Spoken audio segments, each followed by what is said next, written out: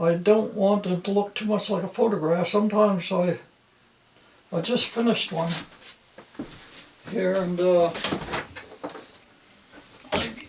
I had to take it off of photographs, 2 or 3 photographs, and but I put more color into it. Oh yeah. Because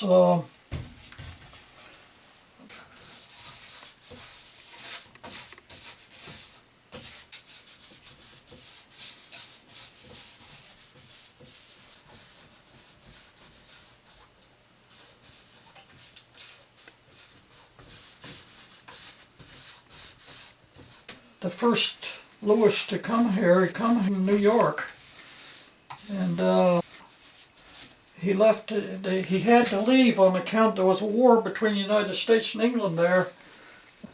So he came here to Canada and landed up there in the Apple River. He would have died that winter if it hadn't been for the Indians. The Indians fed him and kept him alive there all winter. His name was Morgan Lewis.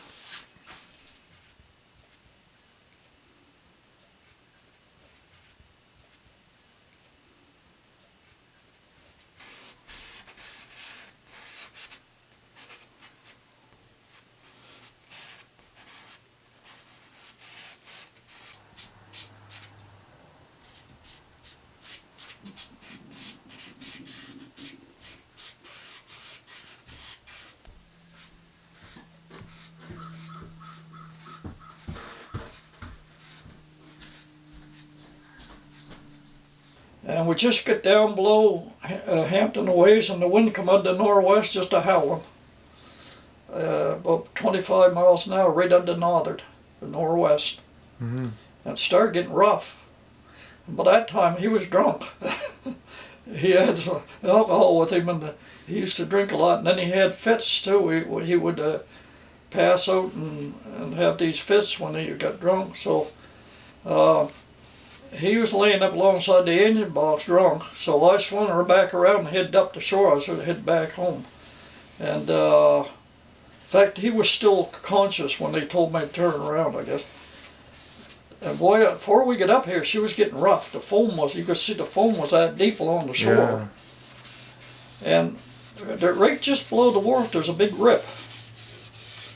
It's really rough coming in there in the nor'wester and on the ebb tide. And if he'd have stayed unconscious, I'd have been all right.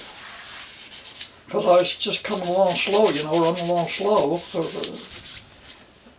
She was a sharpshooter, and you had to be careful shooting arrow. I mean, she was 36 feet long, but she was only about 8 feet wide, so she was real narrow, and she'd go like a bullet. She was one of the fastest boats. She'd take you right off your feet when you hold that throttle down.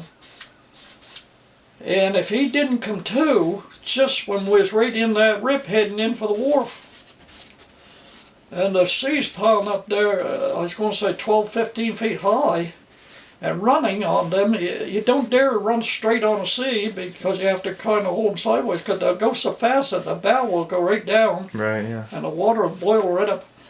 So there was nothing I could do. I was back at the tiller, boy back in the stern at the tiller.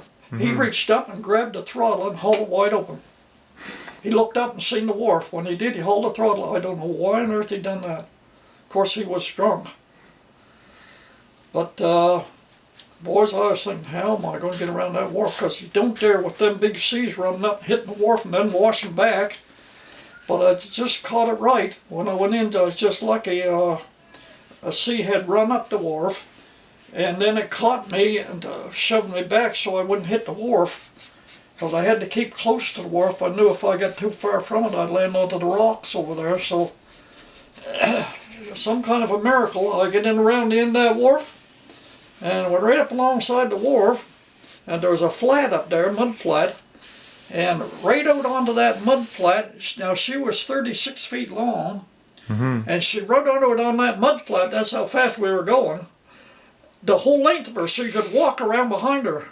And she listed up against the wharf. She never even fell over. She just listed. I was close enough to the wharf that she listed up against the wharf. Yeah. And I'm telling you, that was about the scaredest I think I ever was, because I was sure that I was going to hit that wharf.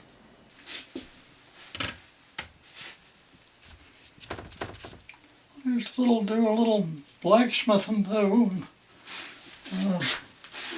Knife, I can make knives, and knives or guns.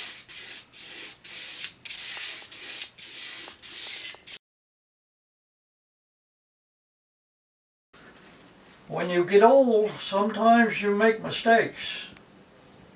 And boy, you don't want to make any mistakes out there, because it could mean somebody's life. Of course, one time I pretty near lost my son overboard, and that scared me. Of course, it wasn't my fault, in a way. I had a load of traps on, and it was blowing a little bit. There was a bit of a sea going. It was off a shag rock there, and it was a little bit rough there. And I seen a big sea coming. I was afraid I was going to a filler. I was going to break over stern, because I had quite a lot of traps on. And I was afraid of rolling the traps off too, so I tried to get her around head into it. I never noticed that my son went up on top of the load of traps to try holding them on, because we lost some. I lost about 5 traps there, rolled off her. So he was up there, and was swinging her around head into it, and I haven't looked. Here he was up on there holding on them traps. Well, boys, I'm telling you, if them traps had went over, he'd have went with them.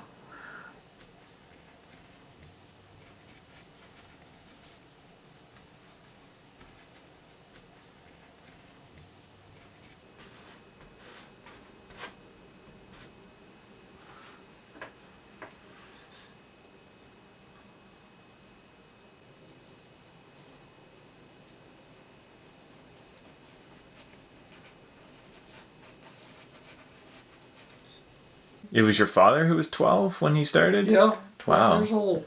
And they said he sailed before, my uncles told me that he sailed before the mast when he was 12.